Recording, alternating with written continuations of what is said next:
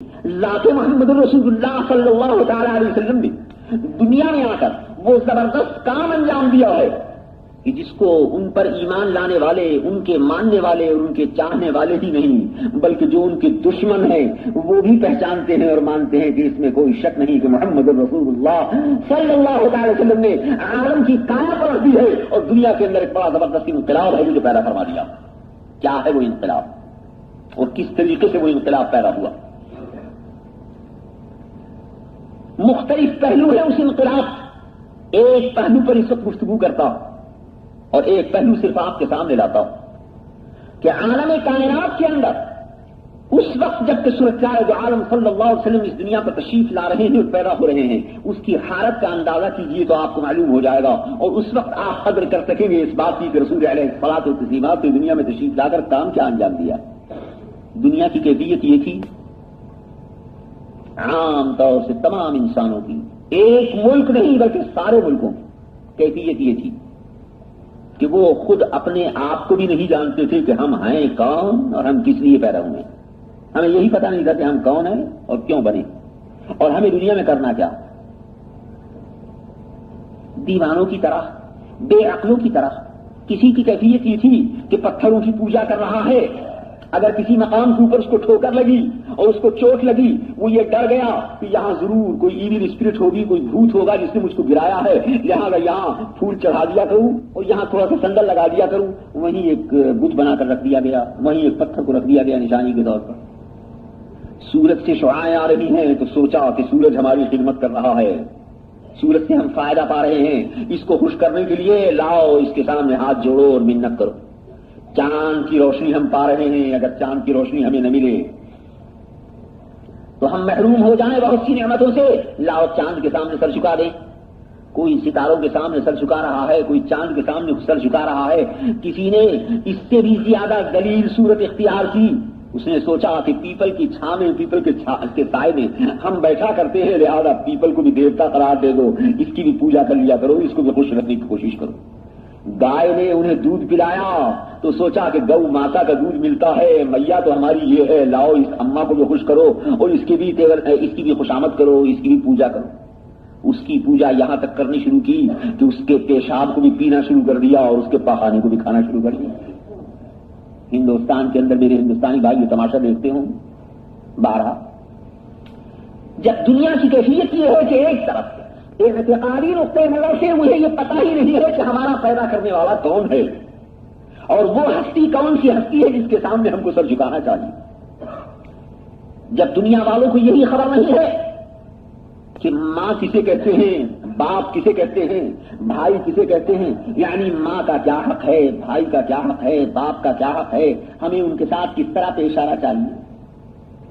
پھر انہیں اپنے متعلق بھی یہ خبر نہ تھی، اپنے متعلق بھی یہ خبر نہ تھی کہ ہمیں کیا کھانا کیا نہیں کھانا، کیا پینا کیا نہیں پینا، کیا کرنا کیا نہیں کرنا، ہم جو کام کر رہے ہیں اس کا نتیجہ آخر کیا ہوگا۔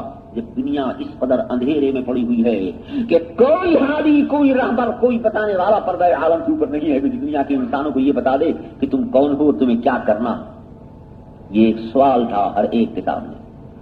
تو ذرا غور کرنا کہ ایسی حالت میں جب دنیا کہ انسان بالکل اندھوں کی طرح سے دیوانے ہو رہے ہیں اور انہیں کچھ پتہ ہی نہیں ہے کہ ہمیں کیا کرنا، اپنی ذاتی اغراض کے لیے، اپنے کھانے کے لیے، اپنے پینے کے لیے، اپنے پہننے کے لیے ایک دوسرے کو پھاڑ کھانے کے لیے تیار، ایک دوسرے کو لوٹنے کے لیے تیار، ایک دوسرے کو خون چوسنے کے لیے تیار۔ یہ حالت جب دنیا کی ہو رہی اس وقت مالک عالم جل جلالہ وعم نوالہ کی غیرت حرکت میں آتی، اور جو انقلاب جناب رسول اکرم صلی اللہ علیہ وسلم دنیا میں کرتے ہیں اس انقلاب کی کیفیت کو رب العالمین جل جلالہ وعم نوالہ نے اپنے محبوب سرکار محمد رسول اللہ صلی اللہ علیہ وسلم کی زبانی کتنے خوبصورت الفاظ میں سنایا کہ رب العالمین نے حضرت سیدنا آدم علی نبینا علیہ الصلوۃ والسلام سے فرمایا کہ یا آدم لولا محمد لما خلقتك ولا ارضا ولا سماء، کہ آدم اگر مجھے محمد رسول اللہ کو بنانا مقصود نہ ہوتا تو نہ میں تمہیں بناتا، نہ زمین کو بناتا، نہ آسمان کو بناتا۔ تم نے ان عربی مولد کی کتابوں میں سنا ہوگا اس حدیث کو بارہا پڑھا ہوگا کہ رب العالمین فرماتے ہیں لولاک لما خلقت الافلاق، یا رسول اللہ اگر ہم آپ کو نہ بناتے تو ہم افلاق کو نہ پیدا فرماتے، آسمانوں کو نہ پیدا فرماتے۔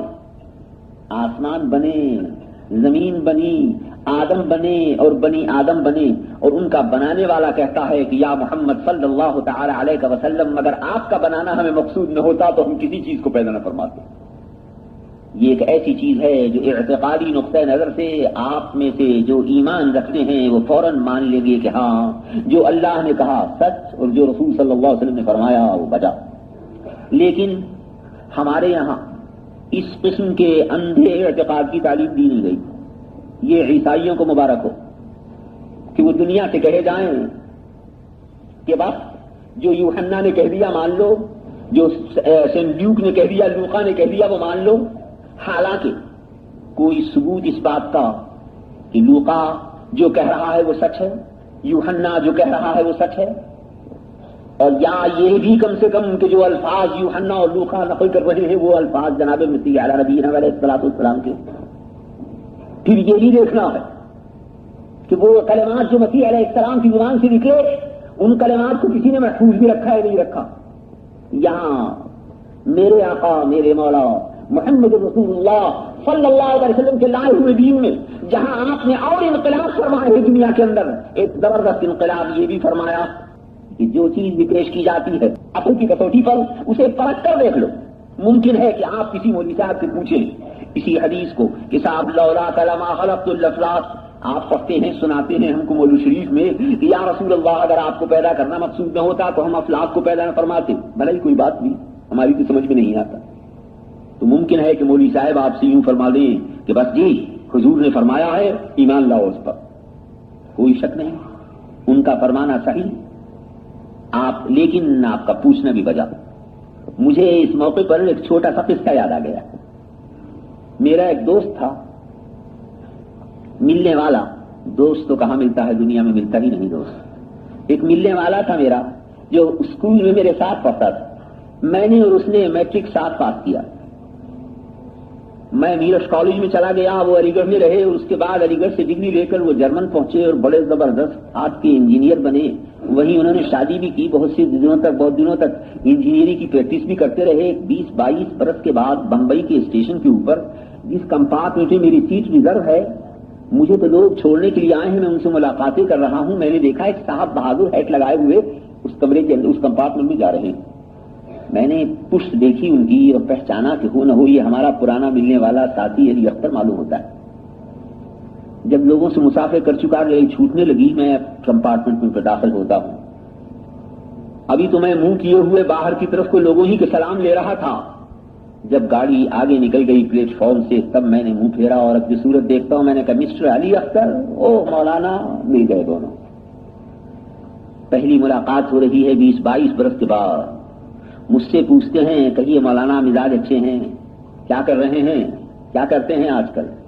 میں نے کہا آپ اپنی فرمائیے، آپ تو انجینئر بن کر آئے ہیں ماشاءاللہ، میں نے سنا تھا۔ باتیں ہوتی رہی، مجھ سے پوچھنے لگے آپ کیا کرتے ہیں؟ میں نے کہا وہی جو پہلے کیا کرتے تھے اب بھی کرتے ہیں۔ کیا مطلب؟ پہلے تو آپ لوگوں کو بہکایا کرتے تھے مولود پڑھ پڑھ کر، اور مولود کے اندر لوگوں کو یہ سنا کے بہکاتے تھے کہ یا رسول اللہ اگر آپ کو پیدا کرنا مقصود نہ ہوتا تو ہم زمین کو نہ بناتے، آسمان کو پیدا نہ فرماتے۔ ایسے قصے، ایسی کہانیاں، یہ ان کے الفاظ نقل کر رہا ہوں اس لیے کہ یہ وہ خیالات ہیں جو میرے بچوں کے دلوں میں پیدا ہو رہے ہیں، یہ وہ خیالات ہیں جو میرے نوجوانوں کے دماغوں کے اندر آ رہے ہیں، اس لیے سنا رہا ہوں ان کو۔ ایک ویل کوالیفائڈ جرمن کا ڈاکٹر اور انجینئر مجھ سے بات کر رہا اور کہتا ہے کہ آپ لوگوں کو بہکایا کرتے تھے یہ کہہ کر کہ رسول صلی اللہ علیہ وسلم اگر پیدا نہ ہوتے تو زمین نہ بنتی، آسمان نہ بنتے، اور مولود پڑھا کرتے تھے۔ میں ہنسا اور میں نے کہا کہ ہاں بھائی، مولود اب بھی پڑھتے ہیں اور اسی حدیث کو اب بھی سناتے ہیں، مگر بات یہ ہے کہ پہلے سیدھے سادے سچے بھولے بھالے مسلمانوں کو سمجھا دیا کرتے تھے اور اب تم جیسے ٹیڑھے باتوں کو سمجھاتے۔ پہلے سیدھے سادوں کو سمجھا دیا کرتے تھے، اب تم جیسے ٹیڑھے باتوں کو سمجھا دیتے۔ جھٹ سے کیا کہتے ہیں کہ میں آپ کے بہکائے میں آنے والا نہیں۔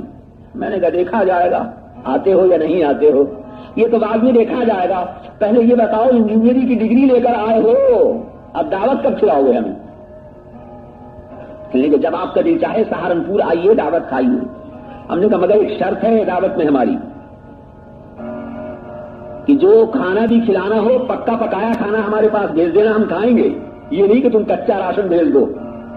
آٹا، دال، چاول، مرغی، گھی، مسالہ یہ بھیج دو تو یہ میرے کام نہیں آئے گا، اس واسطے کہ مجھے پکانا نہیں آتا۔ عمر گزر گئی، مجھے آج تک کھچڑی پکانی بھی نہیں آئی، دال پکانی بھی نہیں آئی، میں جانتا نہیں ہوں پکانا۔ اس لیے اگر تم بھیجو گے میرے پاس سامان بہترین سے بہترین کھانے پکانے کا تو بالکل بیکار ہوگا، کیونکہ میں پکانا نہیں جانتا۔ ڈاکٹر صاحب فرماتے ہیں بھلا کوئی میں بیوقوف ہوں جو کچا راشن بھیجوں گا؟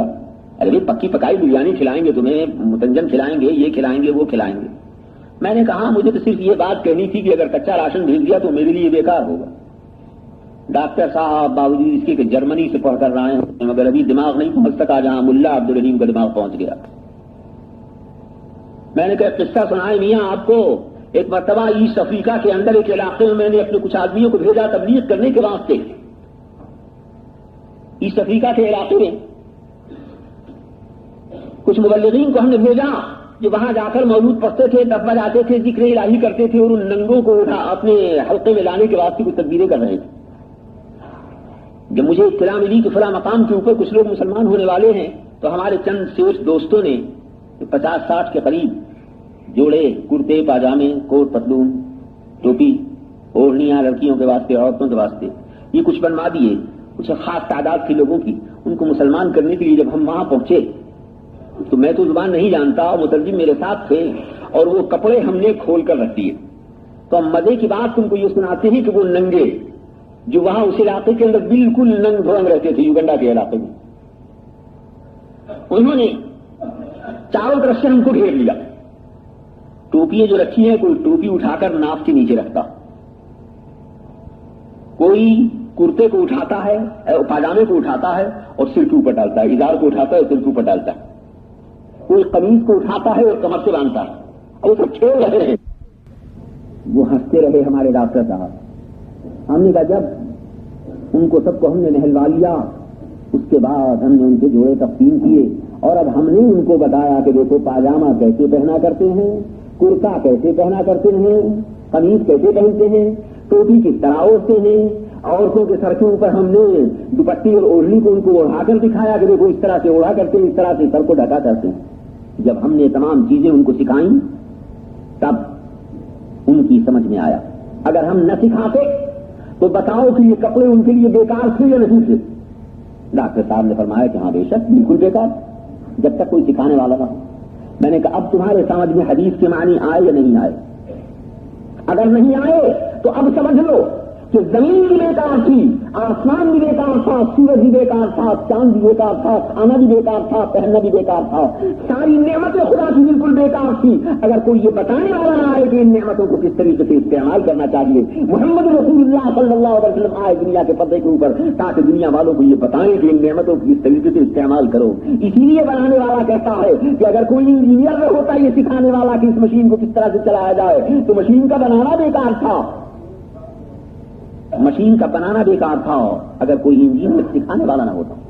تمام کائنات کی یونیورس کی مشین ہے، یہ سب بیکار تھی اگر محمد رسول اللہ صلی اللہ تعالی علیہ وعلی آلہ وصحبہ وسلم تشریف نہ لاتے اور نہ سمجھاتے کہ اس کو کس طریقے سے استعمال میں لانا چاہیے۔ حالت کیا؟ میں نے ڈاکٹر صاحب کو اس کے بعد سمجھایا کہ دنیا والے سورج کی پوجا کر رہے ہیں، چاند کی پوجا کر رہے ہیں، درختوں کی پوجا کر رہے ہیں، پتھروں کی پوجا کر رہے ہیں، انہیں پتہ ہی نہیں ہے کہ ہم ان کی پوجا کرنے کے لیے ہیں یا ان سے خدمت لینے کے لیے ہیں۔ تمام دنیا کے علوم کے دروازے کھولے محمد رسول اللہ۔ آج تم انجینئرنگ پاس کر کے آ رہے ہو، تمہیں نہیں معلوم ہے کہ الجبرے کو سکھایا کس نے؟ مسلمانوں نے۔ دنیا کو بتایا کس نے؟ مسلمانوں نے۔ کیمسٹری کو نکالا کس نے؟ مسلمانوں نے۔ دنیا کے لیے علوم کے دروازے کھولے کس نے؟ مسلمانوں نے۔ دنیا کو محمد رسول اللہ صلی اللہ علیہ وسلم نے قرآن کریم کے ذریعے سکھایا اور سمجھایا کہ سورج سے کس طرح کام لو، چاند سے کس طرح کام لو، ستاروں سے کس طرح کام لو، زمین سے کس طرح کام لو، آسمان سے کس طرح کام لو، کپڑے کیا پہنو، کتنے بدن کو تمہیں ڈھکنا چاہیے، کتنے بدن کو تمہیں کھولنا چاہیے، کس حصے بدن کو تمہیں ڈھکنا چاہیے، کیا چیز تمہیں کھانی چاہیے، کیا چیز تمہیں نہیں کھانی چاہیے، ساری چیزوں کا پورا مکمل نظام اور کورس دنیا کو دیا کس نے؟ محمد رسول اللہ نے صلی اللہ تعالی علیہ وسلم. آپ سب اپنے اس چینل کو سبسکرائب کریں، فالو کریں اور دوسروں کے ساتھ بھی شیئر کریں.